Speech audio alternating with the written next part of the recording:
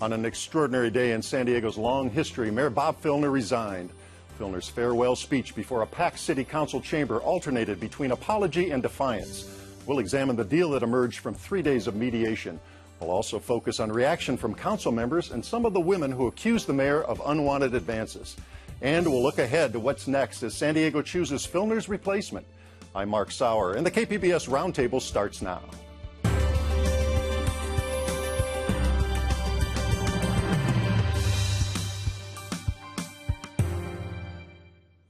Welcome. It's Friday, August 23rd. I'm Mark Sauer. And joining me at the KPBS Roundtable today are KPBS Metro reporter Sandhya Dirks, KPBS investigative reporter Amitha Sharma, and reporter Alex Roth with our partner iNewsSource. Today was truly an extraordinary day in the long history of San Diego. We've known that a deal between the City Council and embattled Mayor Bob Filner centered on Filner's resignation, but we didn't know the details and we didn't know how the mayor would choose to make his exit. Alex, let's start with the deal itself. In exchange for Bob Filner's resignation, what are the taxpayers on the hook for? Well, obviously the main part of the deal is that Filner, will resign as of August 30th, I think at 5 p.m. Now, as part of the deal, basically the city is going to jointly defend him or agree to jointly defend him against any lawsuits brought by city, employees, past or present, or city volunteers, and that, of course, includes Irene McCormick Jackson, who was his Filner's former communications director. And the only lawsuit filed so far. Only person who's filed a lawsuit so far. Right. They also agreed if Filner wants to hire a private attorney, the city will reimburse his costs up to $98,000, which, quite frankly, is not a lot of money. When you consider the staggering amount of money, the staggering amount of legal bills that can easily be racked up in cases like this. Right. It'd be interesting to see how much in legal bills he's racked up so far. Oh, I mean, when you look at the sheer, the high-powered attorneys that he's hired that charge an enormous amount of money per hour, hundreds of dollars an hour, and the just staggering amount of hours that they're going to be working. I mean, you're easily talking hundreds of thousands of dollars. The staggering amount of hours they've already worked. I mean, you could conceivably see seven-figure legal bills. And City Attorney Jan Goldsmith today, Sandhya, you're down there covering, of course. He mentioned the SEC investigation, which all the council members had attorneys. They wrangled about fees, but $5 or $10 million was the figure he cited in attorney fees. So a cap at 98. Yeah, no, I mean, I think in that respect, the city really got off cheap. I mean, quite frankly, from the taxpayer's point of view, I think that was a fairly solid deal. Now, this only involves civil liability, that's right? Correct. There's criminal investigations. Yeah, no, that's right. I mean, to the extent that Filner is facing any criminal charges, any charges stemming from alleged misuse of the city's credit cards, the city is not going to be defending him in those. They're not going to be providing legal fees for him to defend himself on those issues. So it's strictly, potential lawsuits involving his, harassment of employees or volunteers past and present. And they'll pay those attorney fees. What about, and I know the city has the ability now to sign off on any judgment, they make that call. But what about if there is a judgment? They'll pay that and then maybe sue Bob Filner for some of that? Well, it gets a little bit complicated. I mean, the way I'm reading this, in the case of Irene McCormick Jackson, the city has agreed to cover any damages that result from that, aside from any punitive damages that might be entered against Filner in the case of Irene McCormick Jackson. Now, in the case of any of the other lawsuits involving... And again, there have been no other lawsuits. That's right. Although, and that's correct. And who knows, maybe no other lawsuits will be filed. But in the event other lawsuits are filed, the city reserves the right, if the city is held liable for damages, to then attempt to collect those damages from Filner. Now, what were the council members' reaction today to this deal? I mean, it was kind of hold your nose and vote yes, right? Yeah, I think that everyone sort of spoke after the deal about why they had decided to, or for the most part everyone, not everybody spoke, but several council members spoke and talked about why they had decided to, in this case, do this deal. And they were actually talking about a lot of comments in the public comment section that said, we've already got a recall in place, we've already got the democratic process going forward, don't buy him off. Kind of echoing what Gloria Allred said yesterday at the press conference, that doing a pay-to-go-away kind of deal might have some moral implications. But everybody said, everyone who spoke said, look, we need him gone. yesterday. And if we do a recall, that's another 6 months of expenses and, basically trapping up the city workings and the gunk of sort of this scandal. This scandal has already gone on too long. Let's just cut him loose now. And so everyone basically said, yeah, it's icky, but this is the best deal we've got on the table. And I thought it was interesting that City Attorney Goldsmith said, we could go a couple of months here, gather the signatures, get the recall certified, get ready to go, and then he could resign, and we'd be where we are today, only that much farther down the road, that much more in limbo, business affected, et cetera. Exactly. And again, there are no guarantees with the recall. I mean, it was a tough hurdle to get 101, and so there are no guarantees. And I think, and quite frankly, I also just think these city council members were tired of this. They were tired of dealing with this. They were tired of watching the city get dragged through the mud, not only on a state and national level, but literally on an international level. I mean, there were people from all over the world who were talking about this. And it was just time to end this, and it was time to end this now. To get us, tourism obviously is a huge industry in San Diego here, and how long can you be the city that's the figure of fun and late night jokes was fodder all summer for these guys when you're trying to attract conventions, business, tourists to come to your city? Right. And again, there as I think several of the council members mentioned, there are significant projects that are happening now that could really be derailed. I mean, the convention center expansion. I mean, there are things that need to happen with that like immediately. The whole 2015 centennial celebration. I mean, they need to get rolling on this stuff now. And I think that will happen. I mean, when Todd Gloria takes over next Friday, I understand that he's going to basically do a top-down in each city department, find out where they are, because one of the criticisms that's been leveled at Mayor Filner is that he kept the city council in the dark about what was going on at City Hall. They really didn't have a lot of information on projects, on the status of projects. So I think you will see some of those projects pick up now. But I'm curious to know, I mean, in terms of the Irene McCormick Jackson lawsuit, where does that stand? I know Gloria Allred was part of the mediation for the first couple of days, and then she was cut out. And as I understand it, according to sources, Irene McCormick Jackson has asked for as much as $1.5 million. Is that being tweeted today? Yeah. Yeah. Is that something that gets negotiated down? Is that something that the city says, no way, you can't get that? We're going to wait. We're going to see this go to trial. I do think that that's one of the reasons why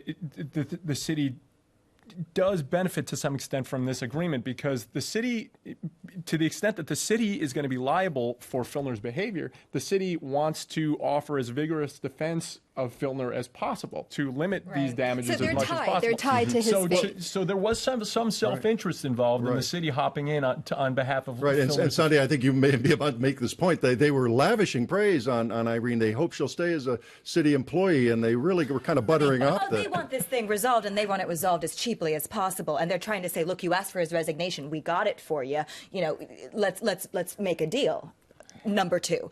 But I also think that there is this sense from Gloria Allred, at least yesterday, from her last public statements on this, where this lawsuit is still going forward. We are still in mediation over it, and we are not dropping it just because this pay to go away scheme has been adopted. But how much leverage does she have with the city now that Bob Filner has resigned? That's an interesting question. Very interesting question. I think Goldsmith made the point that even though Filner's alleged behavior sort of seemed clearly outside the scope of his duties, the city under various legal readings could absolutely still be held liable for his conduct. Well, ultimately, he was the mayor. Ultimately, it's up to the client, though, right? The client can say, all right, he's resigned. Let's take a reasonable fee or something for damages. Let's move on ourselves. And you would think the client directs the attorney, right? And in fact, in a statement that Irene McCormick Jackson made after this deal was announced, she basically said, this is the resignation that I wanted. Now we can move on. Bye, Bob.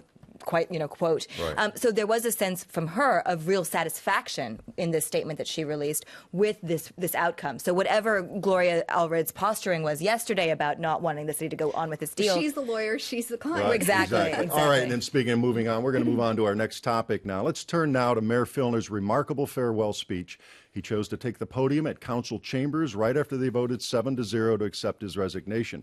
Filner started out apologetically, but then did a complete 180. Sandia, he was defiant for much of the 14-minute speech. Describe how that apology became a defense as he moved forward. It was an incredibly emotional speech in an already emotionally charged room. There was a moment where he cried. He stopped. He was crying. He was talking voice about cracking. his voice crack. He was talking about his former fiancée, Bronwyn Ingram.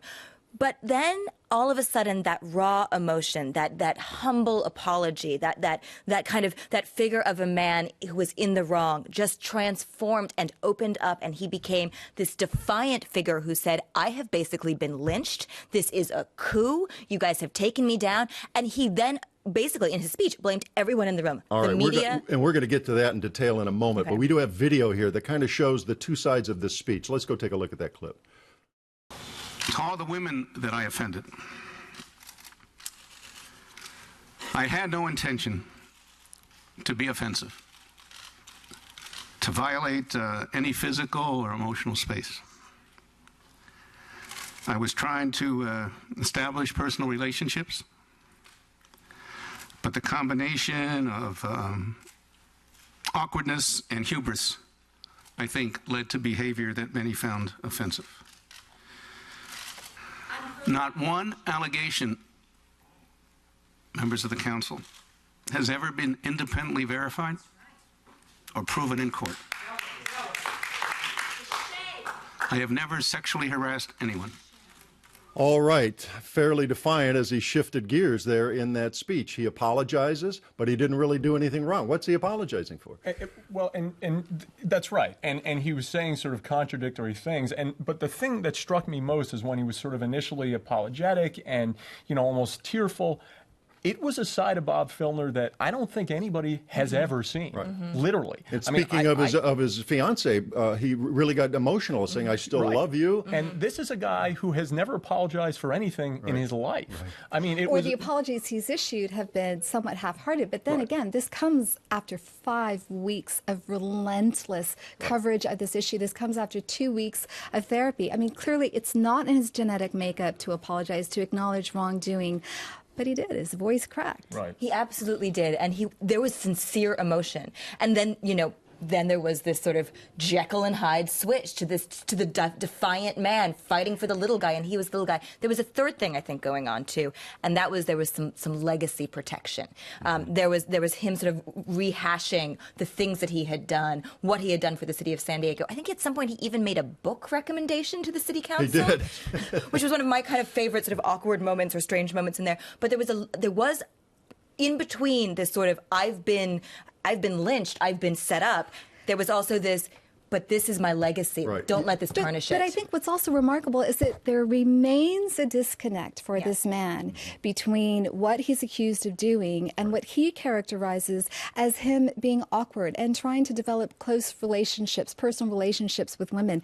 That's not what this was. These women were military women, sexual assault victims who had gone to him for help. He allegedly groped them. These were women who say that he forcibly kissed them. So there remains a gap between what these women are saying and what he thinks he did. Right. Let's get back for a moment on something you just touched on. He talked about a lynch mob. That goes back, of course, to his days as a freedom rider, his days in the civil rights movement. And you saw down there in the chamber today, as you were covering this story, person after person, many African Americans, many Hispanics, translators for many of the folks coming up, and he was playing to those folks when he mentions lynching. And I do want to say there's this sort of a sad irony in all of this. Today is the 50th anniversary of the March on Washington. That is something that Filner participated in. He was a freedom rider. He cut his teeth as a young civil rights hero. And so for that 50th anniversary to be marked for him by this day, I think it's a tragedy, and it was a tragedy for the people in the room who are the South of 8 people. They are those who feel that they are the little guy. They don't trust the system. They think the system screwed over their champion, and so they really still believe in the mayor, and they still think that the system is trying to push out the one guy who would speak up for them. And that helping of the little guy, that extended. I mean, he wanted to bring that outlook, that sensibility to San Diego. The day he was sworn in, he said he wanted to give the Filipino guy sitting in Mira Mesa and the single mother sitting in San Ysidro a seat at the decision-making table. Words we do not hear in San Diego. And there's also just, I was sort of struck by, I was just sort of wondering how African-American people in that council chamber might have reacted to his sort of lynch mob kind of comparisons. Because it's offensive. It could be offensive. And again, It is offensive. on the one hand, obviously this is a guy who's, was a freedom rider and, participated in some of the most famous civil rights marches of the 20th century. But at the same time, in sort of comparing his plight, a guy who is resigning after woman have come forward. I mean, to somebody, getting lynched during the Jim Crow era is not necessarily a tactful. There was no victimization here. This was a guy who was sat down by the head of the Democratic Party a couple of years ago when they first started hearing rumblings, and that probably wasn't the first time they heard rumblings about his alleged treatment of women, but he was sat down by Donna Fry, Corey Briggs, Marco Gonzalez saying, look, this conduct has got to stop. This is not a guy who was lynched. This was a guy who was given plenty of opportunity. And if he truly felt he were lynched, then he could have fought this. And by the way, and that reminds me, to the end, he told his story on his own terms. Not once during this whole 6 weeks of this scandal did he ever step in front of a bank of microphones and take questions from reporters. Not once. That's Not true. once. His first response to the original accusers, who were supporters, longtime progressives, was a DVD. And then he sort of hand-selected a couple reporters who asked him a couple glib questions, and that was it. I mean, for a guy who claimed he was being lynched, stand in front of the TV, the reporters, hold a press conference, and answer questions. And he taunted his accusers when they had not come forward. There was a 2-week gap between the time Donna Fry and the other two attorneys came forward and accused him of sexual harassment. He said, who are these unnamed people? He taunted them. The other thing is there was a lot of blame shifting. So even after he said, yeah, I gave you the ammunition, he basically said, look, the council isolated me, the press assassinated me, and my political enemies have been out to get me all along. So there was a sense where he wasn't really, going to take it. There was an abdication of responsibility that was incredibly Every single time we did a story on this, we contacted the mayor's office for comment numerous times. We went above and beyond what we ordinarily do for other politicians. We'll give them 2 calls. We gave them 7 calls. There were days I was texting his communications director every single day, just saying anything, and no reply. We tried. I thought there was one interesting moment there where we're talking about this hair splitting where Bob Filner says, I gave him the ammo, but all of these folks were talking about, the media, the power elite, my enemies, the Republicans, all pointed the gun. I don't know how What else is he going to say? Because he knows that he's to blame. He knows. Yeah, there was a moment there really was, where I felt he was on the verge of making a sort of graceful exit, where he sort of accepted that ultimately the only person responsible for his position and his situation was himself. And he had a moment to do that, and he sort of seemed like he was going to be doing that, and then all of a sudden he was the victim. But there's this huge disconnect, and it's come up time and time again. And it really is, for Filner in many ways, he is the hero of a certain kind of story, and that's a story he can't get away from. But that story that he puts out there, this freedom rider, this freedom fighter, respect for minorities, there's also this notion of respect for women. I mean, you can't on the one hand champion minority rights and then on the other hand disrespect, demean, and intimidate women, which he has acknowledged doing. The incredible disconnect is that this is a man who fights for the little guy, but he used the power of his position in order to actually intimidate those who were beneath him. But speaking to what Alex also said about sort of, there was a moment there where he thought that this guy was going to sort of acknowledge what he had done and exit gracefully. Well, I spoke to Ronnie Froman, the retired Rear Admiral, today. She watched his speech. She had accused him of unwanted advances, and she said that she actually had started to feel sorry for Bob Filner in recent weeks, watching his public apologies, watching him say that he was going to seek behavioral therapy. But then he did that about face, and she said, wow, he doesn't get it. He's in denial. All right, that's a nice segue into our final segment here. Let's turn to how we got here. Rumors had swirled for some time, as we say, even before last year's campaign for mayor, that Bob Filner had made unwanted advances toward women. Now, Amitha Sharma, you have been investigating this for months. This didn't just come about when Donna Fry and Marco Gonzalez and Corey Briggs came about with their press conference and, of course, their letters asking him to resign. You've been talking to these women for months, but they didn't want to go public. It was many interviews. Tell us why women are so reluctant to come forward with these kinds of allegations. Well, I mean, it's not anything we haven't heard before. These women worry that they will be victimized again, not just by the guy who allegedly sexually harassed them, but that once they put their story out there, that they will be demonized, that their past will be questioned, they will be challenged as to why they didn't come forward earlier, and that they really believed Bob Filner had this unlimited power to affect their futures, their careers, and basically their standing in the community. And there was also a sense of, well, gosh, you know, this happened 2 years ago, this happened 5 years ago. I should have come forward. I would have come forward. I thought I was the only one. I didn't know. Right. But you know, there's another issue. I mean, we started hearing chatter about this almost from the start of his tenure in office, so back in January. But the stories that we were hearing had to do with women out there in the community. And then we heard little mutterings here and there about women inside City Hall. The women inside City Hall who had allegedly experienced this would not talk. They would not come forward. And it was not until Donna Fry, Corey Briggs, and Marco Gonzalez held that public news conference calling on him to resign because of sexual misconduct or sexually harassing these women, allegedly, that these women, one by one, were emboldened to come slowly started coming out. As they began to see a pattern developing, they began to say, I'm not isolated out here in the desert on my own. I am part of a bigger picture. I wanted to say just some very quickly to what you were saying about sort of why women are afraid of coming forward. You know, I spoke with Peggy Shannon, who was she was the part-time great grandmother we talked about last week. Exactly, and she was there today. She was working first downstairs, and she came up to see the public comments. And you know, she said it was very odd for her to have to listen to a lot of what was being said during the public comments, because there was a lot of stuff that said, why didn't she come forward earlier? There were also people saying the women are all doing this for the money. You're part of a conspiracy, and women saying that but today. that's the big picture story here. That's what lifts the curtain up on where this society is when it comes to sexual harassment and mistreatment of women. That just shows that we've got sexual harassment laws on the books, but they are irrelevant. I think anybody who was wondering why these women didn't step forward sooner need look no further than what happened at today's public comment section, because there were a certain percentage of folks who stepped forward who were absolutely merciless toward these women. Exactly. And some of them were women. On our very website, when we did those interviews, you should have read the comments on our website. Shannon said to me that she did not speak at public comments because she was afraid she would be booed. Mm-hmm. And you could almost, the one woman whose name is escaping me now, who was a former Filner aide who said he pinched her butt. Laura Fink. I mean, she was clearly sort of obviously nervous, standing up there. And, she was crying. And you know, it was almost like she could feel sort of the glare of the folks who blamed her for Filners. I went and talked to her afterwards, and she basically said, I have to get out of here, and got out of there immediately because there was that feeling that there were daggers being pointed at her. Right. And what's interesting is Patty Roscoe, one of the women who had come forward about a month ago. She's a businesswoman, retired businesswoman.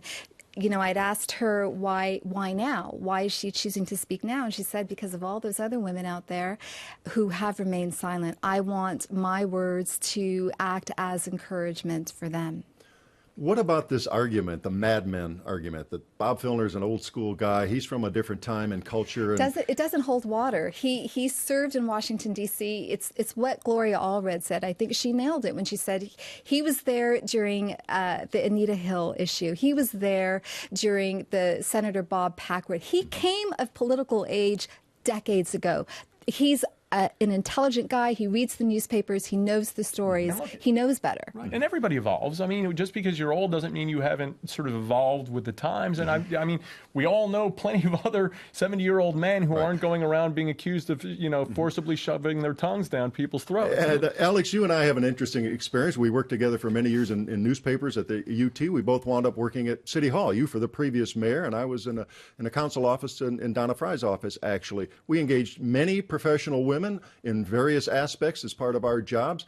the thought to go around and say you're going to put your hands on them, you're going to make unwanted advances, it doesn't, it's hard to imagine because we walked in those shoes. We went to those community meetings. We dealt with all of that.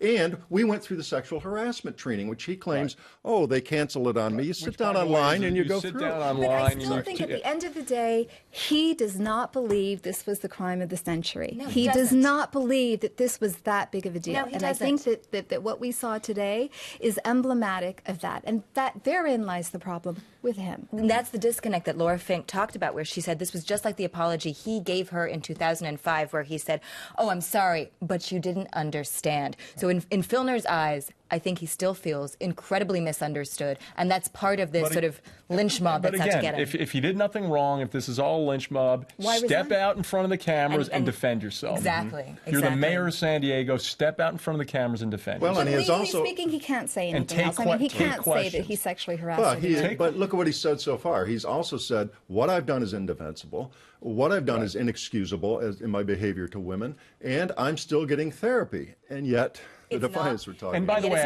but again, we can't forget that there's this lawsuit out there. He cannot come out and say, yes, I've sexually harassed women, right? That's going to provide fodder. But he has to at least reconcile how he's saying, I haven't sexually harassed women, but I have a monster inside of me, and I have, it's indefensible the way that I've treated women, because those two things cannot exist at the same time. It's just physically impossible. You have to have one or the other, or something in the middle, which maybe is the more honest place, which we haven't heard from him yet. And we just, that's a gap. Quickly, a few seconds left here. Who runs for mayor now?